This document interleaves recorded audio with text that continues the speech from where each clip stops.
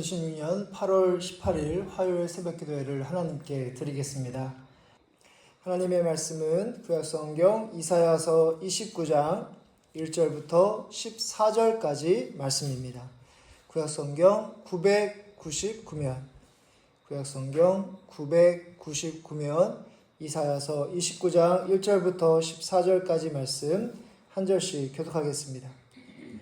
슬프다 아리엘이여 아리엘이여 다윗이 진친 성읍이여 해마다 절기가 돌아오려니와 아리엘을 괴롭게 하리니 그가 슬퍼하고 애곡하며 내게 아리엘과 같이 되리라.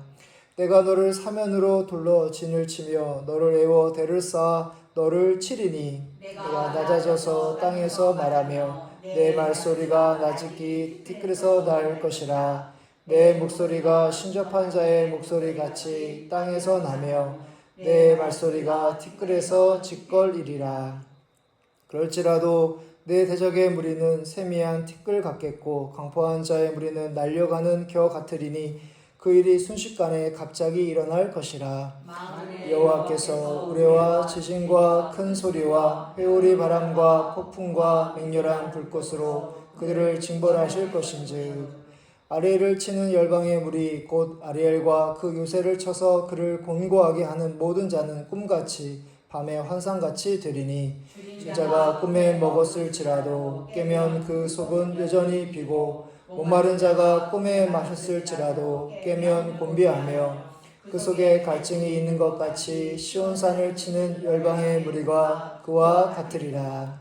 너희는 놀라고 놀라라. 너희는 맹인이 되고 맹인이 되라. 그들의 취함이 포도주를 말미암음이 아니며 그들의 비틀거림이 독주로 말미암음이 아니니라.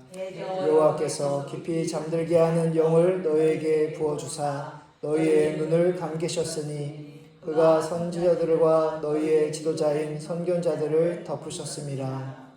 그러므로 모든 계시가 너희에게는 봉환책의 말처럼 되었으니 그것을 글 아는 자에게 주며 이르기를 그대에게 청하노니 이를 읽으라 하면 그가 대답하기를 그것이 봉해졌으니 나는 못 읽겠노라 할 것이요. 그 책을 글 모르는 자에게 주며 이르기를 그대에게 청하노니 이를 읽으라 하면 그가 대답하기를 나는 글을 모른다 할 것이니라.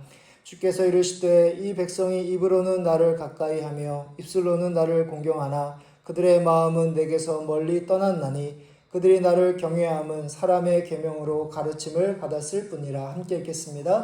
그러므로 내가 이 백성 중에 기이한 일 곧 기이하고 가장 기이한 일을 다시 행하리니 그들 중에서 지혜자의 지혜가 없어지고 명철자의 총명이 가려지리라.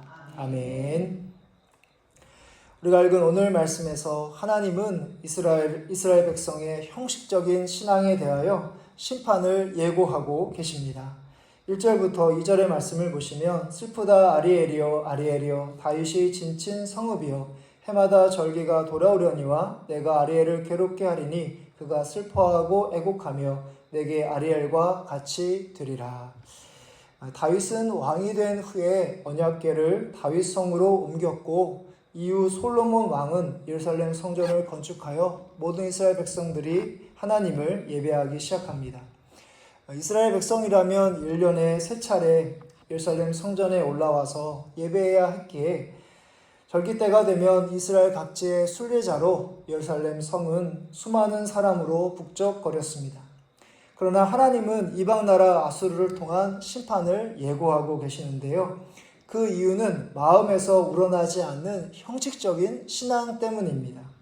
그 내용이 오늘 말씀 13절에 기록되어 있습니다. 우리가 읽은 오늘 말씀 13절의 말씀을 함께 한 목소리로 읽도록 하겠습니다.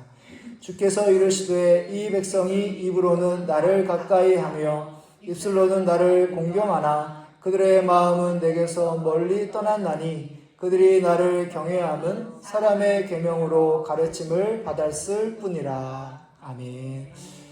기억하시는지 모르겠지만 예수님께서 복음서에서 이제 이스라엘 지도자 바리새인과 서기관들의 신앙을 이제 말씀하실 때 바로 이사야 29장 13절 말씀을 인용한 바 있습니다. 오늘 말씀 당시에 절기 때마다 예루살렘 성전을 방문하기는 하지만 하나님의 사랑이 너무 크고 감사해서라기보다는 율법에 1년에 3차례 예루살렘 성전을 방문해서 하나님을 예배하라 했기 때문에 의무감으로 했던 그들의 모습이 있었던 것이죠. 아무리 몸은 예루살렘 성전에 있다 하더라도 마음은 하나님에게 없는데 예배와 예물을 하나님께서 기뻐 받으실 리가 없습니다. 그러면 그럴수록 하나님으로부터 멀어지는 그들의 모습이기 때문에 하나님께서는 어쩔 수 없이 이방 나라를 통해서 예루살렘을 심판하고자 하셨던 것이죠.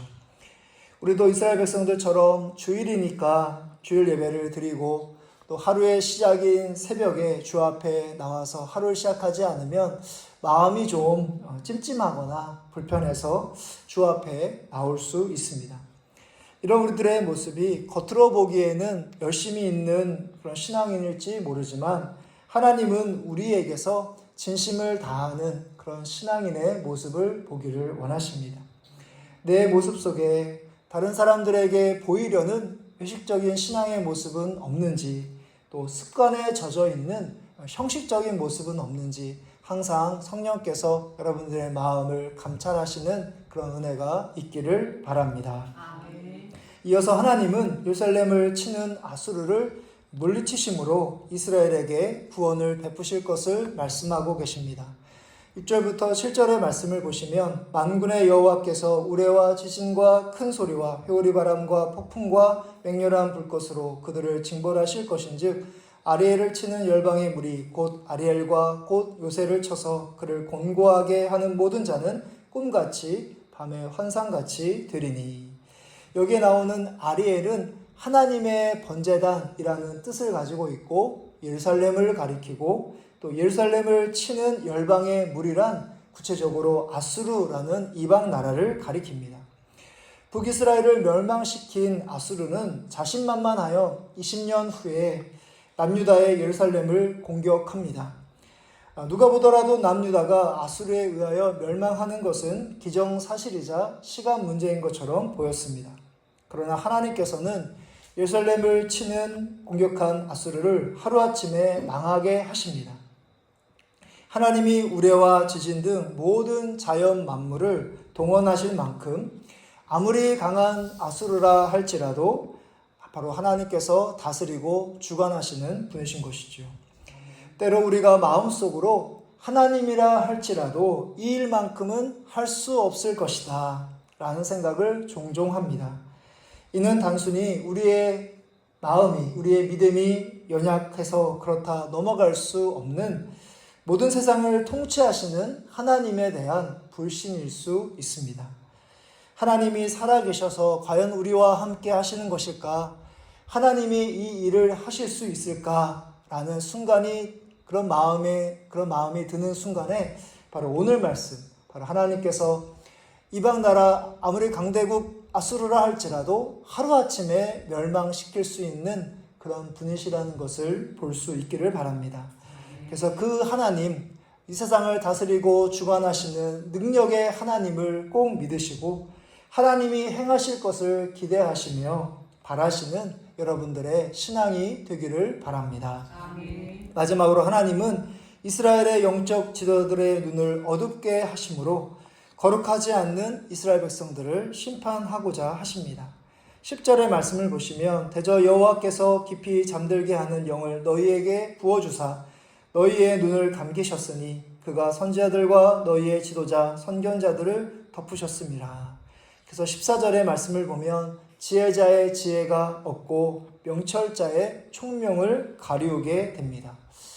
하나님께서 우리에게 행하시는 가장 무서운 심판이 있다면 우리의 몸을 치거나 또 우리를 어렵게 하는 그것보다 더 무서운 심판이 있다면 우리를 그냥 내버려 두는 것, 그냥 방치하는 것, 또는 오늘 말씀에 나와 있는 것처럼 우리의 영적인 눈을 가리우는 것, 어둡게 하는 것이 가장 무서운 심판입니다.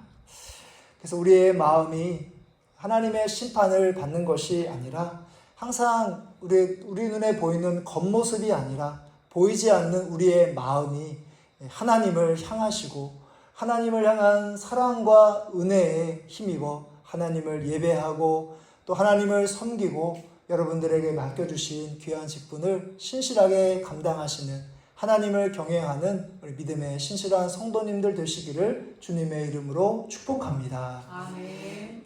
하늘에 계신 우리 아버지여, 이름이 거룩히 여김을 받으시오며 나라의 마옵시며 뜻이 하늘에서 이루어진 것 같이 땅에서도 이루어지리이다.